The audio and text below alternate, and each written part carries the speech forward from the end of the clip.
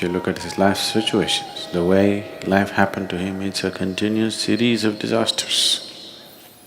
Loses his kingdom, what is rightfully his, ends up in the forest, loses his wife, gets kidnapped, fights a brutal war which he's not interested in, brings back his wife, suffers very uncharitable comments about his wife from everybody around. A wife who was very dear to him, pregnant with 2 children, twins, takes her and leaves her in the forest, never sees her again in his life, and unknowingly ends up in a battle against his own children, fights a battle with his children, gets defeated by them, goes through the disgrace of that, endless disasters, and wife dies without he ever meeting her. But still, why?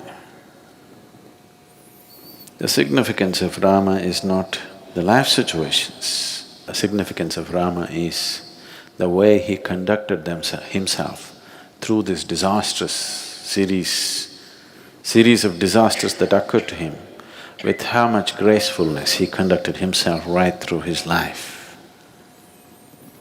With all the disasters happening, never once was he seen angry, never once was he seen cursing someone, never once was he seen freaking out, conducted everything gracefully. So people who are seeking liberation sought Rama. People who are seeking a graceful life sought Rama. People who understood, people who had the wisdom to see that external situations can go wrong any moment, just any moment. Oh, it'll not happen to us, is a foolish way to live. It'll not happen to me is a foolish way to live.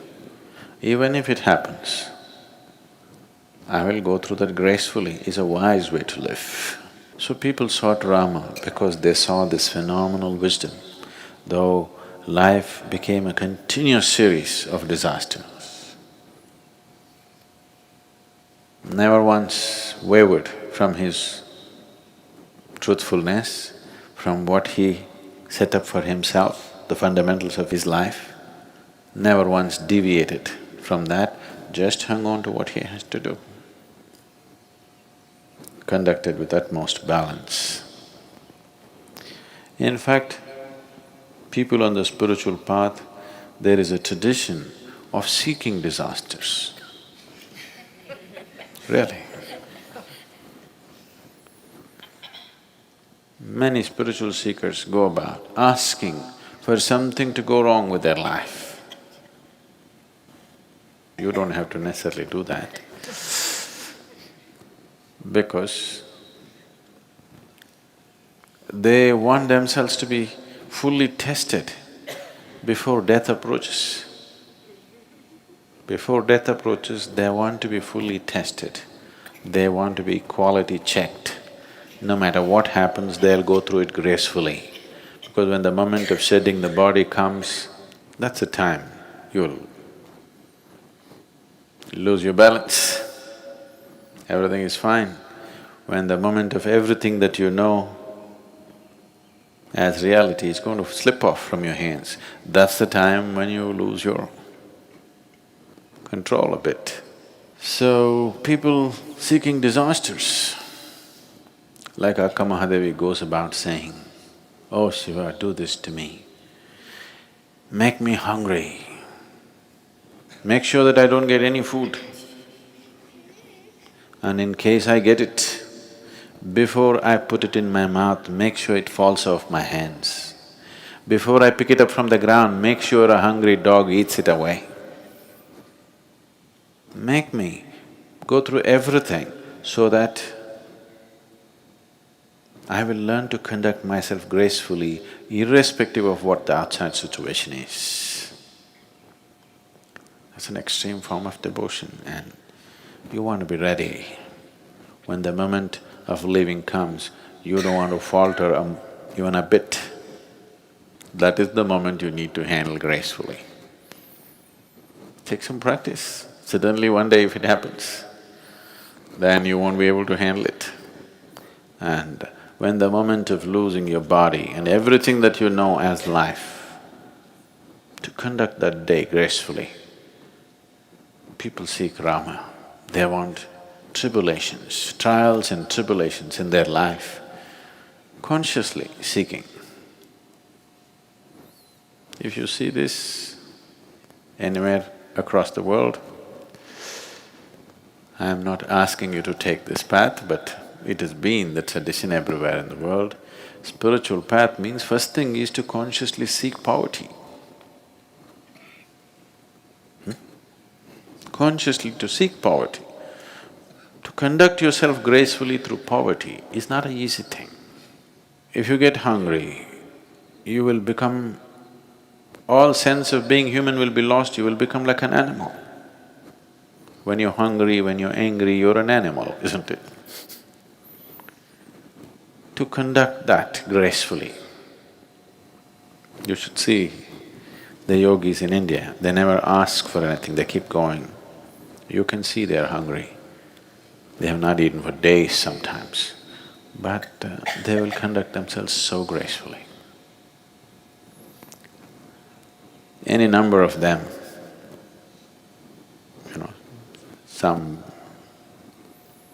I've seen any number of them.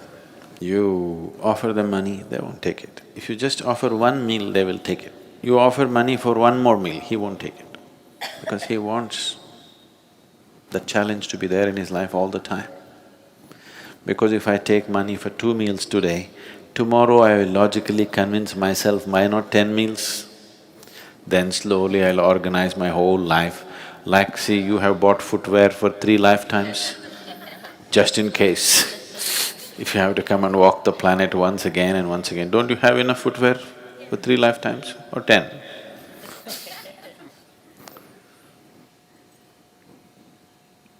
So, once you add one more will become logically acceptable and it'll grow endlessly. Just see to what extent we have taken our survival process. Our survival process has hit the sky and still it's not enough. To conduct yourself through hunger, to poverty, to various kinds of physical and other kinds of difficulties gracefully. For this, people sought Rama. And actually, if you look at almost everybody that you worship, Rama, continuous disaster, conducted himself gracefully. Krishna, everything that he aspired for, what he wanted to create, his whole life was about bringing the political process and the spiritual process. He wanted to marry the political and the spiritual process. So he moved around with the kings and tried to bring spiritual process into their life, but it ended up in a disastrous war. Disastrous means horrible war it became. He tried to bring about something else, but something else happened. So we worship him. Jesus got nailed for very small things, but we still worship him. Not because of the success in their life, but for the gracefulness with which they conducted their failure, isn't it? Isn't it so? They conducted their difficult moments, most difficult moments gracefully, and that's what is valued. And that is the highest value in one's life. It's not the question of how much you have, what you did, what happened, what did not happen. Whatever happened, how did you conduct yourself?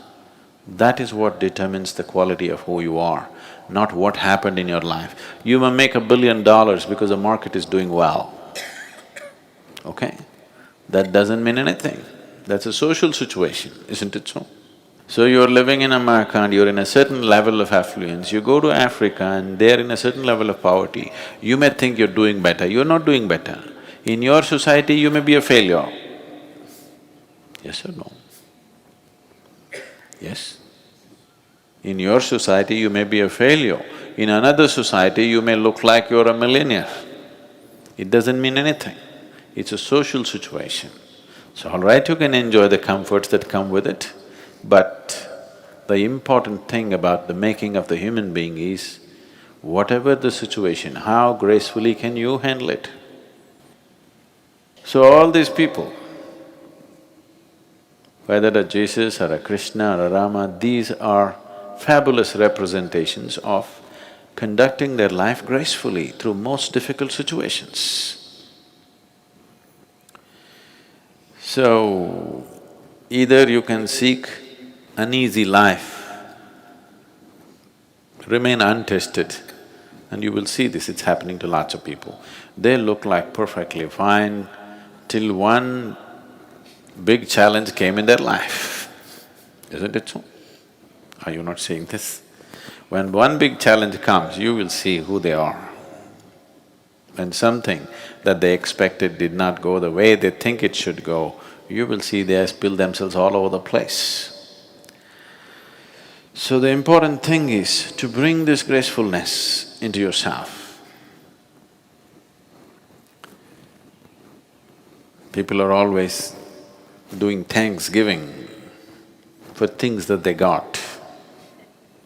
Things that you get will not add to your life. See, suppose the whole world was living just in a hut. All we know is a hut. A hut would be great, we wouldn't need a mansion, isn't it so? Yes or no? Only that your neighbor has a mansion, you have a hut, that's the problem. This is a different kind of problem. Your neighbor has a mansion, you live in your hut and still gracefully. That's wonderful, isn't it? You can see this if you come to India. This is a huge house, next is a shanty, but both of them, he's not any less, you can't reduce him into nothing just because he's living in a little hut. He is as proud as you are, and that's nice. That a human being, irrespective of how somebody else is, he carries himself well. Not with just pride, but with gracefulness. And real things should go only to that even if your head fell off, you still can walk gracefully. Even if you have to go to the gallows, you still walk gracefully. This is the quality of the human being. Rest is only the quality of the situation, isn't it?